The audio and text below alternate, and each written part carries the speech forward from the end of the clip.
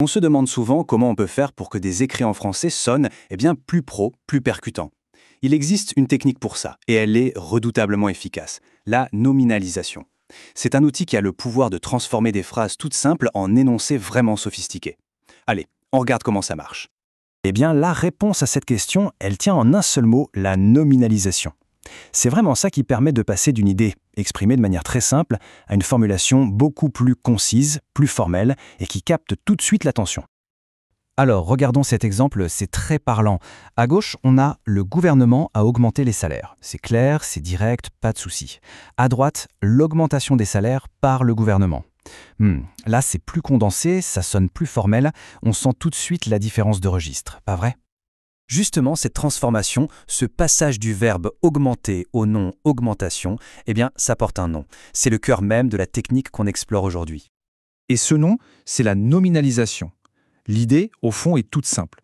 Au lieu de construire la phrase autour d'une action, du style « quelqu'un fait quelque chose », on va la centrer sur le concept de cette action.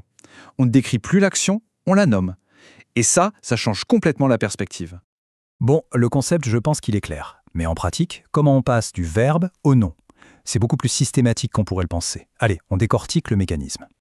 Souvent, le français nous donne des pistes. On voit que beaucoup de verbes, une fois transformés en nom, se terminent par des suffixes assez reconnaissables, comme sion ou tion. C'est un super indice. Mais attention, ce n'est pas toujours le cas. Certains verbes, comme arriver ou échouer, changent complètement de forme pour devenir arriver ou échec. La clé, c'est simplement de les reconnaître. Et c'est là que ça devient vraiment intéressant. Parce que ce n'est pas juste un mot qui change, c'est toute la grammaire de la phrase qui se réorganise. Le verbe, qui était le moteur de la phrase, devient le nouveau noyau, le nom. Et le sujet, celui qui faisait l'action, hop, il devient un complément du nom, souvent introduit par de ou par. Voyons ça en action, ce sera plus clair. Les élèves ont réussi leur examen. Le verbe « ont réussi » devient le nom « la réussite ». Et le sujet, les élèves, ça devient des élèves. La réussite de qui ? Des élèves. C'est limpide. Allez, un autre exemple pour bien fixer les choses. Le peuple a choisi un nouveau président. Se transforme en le choix d'un nouveau président par le peuple. On gagne en concision et on donne un ton qui est tout de suite beaucoup plus formel, presque journalistique. La mécanique est claire maintenant. Mais au-delà de la grammaire, la vraie question c'est pourquoi ? Pourquoi utiliser cette technique ? Quel est l'avantage concret que ça apporte à un texte ? Eh bien, les avantages sont multiples. D'abord, on gagne en concision.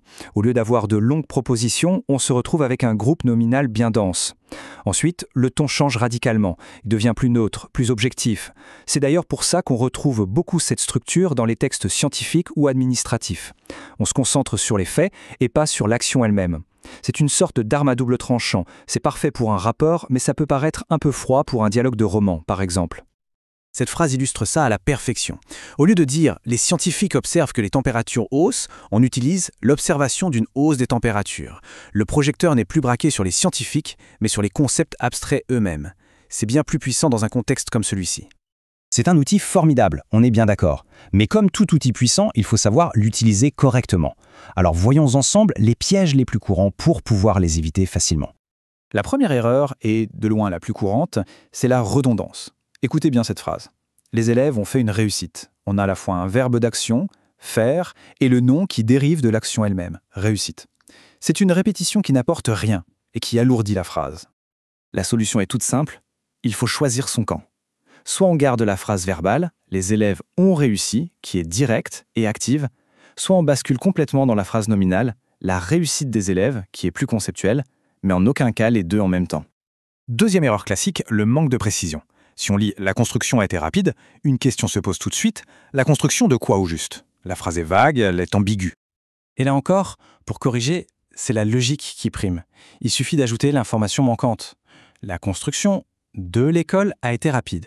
Ce petit complément du nom est essentiel ici. Il lève toute l'ambiguïté. C'est un bon réflexe à avoir. Un nom doit toujours être clairement défini. On arrive tout doucement à la fin. Pour être bien sûr que tout est clair, on va résumer tout le processus en une dernière astuce simple et facile à mémoriser. Voici la recette en 3 étapes. D'abord, on identifie le verbe principal. Ensuite, on trouve le nom qui lui correspond. Et enfin, on réorganise tous les autres éléments de la phrase, comme le sujet et l'objet, pour qu'ils deviennent des compléments de ce nouveau nom. Et c'est tout. Voilà, maintenant, les clés pour maîtriser la nominalisation sont là. C'est un outil qui peut vraiment, vraiment enrichir un style d'écriture. La question qui se pose, ce n'est plus comment, mais plutôt par quelle phrase commencer pour mettre tout ça en pratique. Il suffit de penser à un texte rédigé récemment, il y a sûrement une opportunité de le rendre encore plus percutant.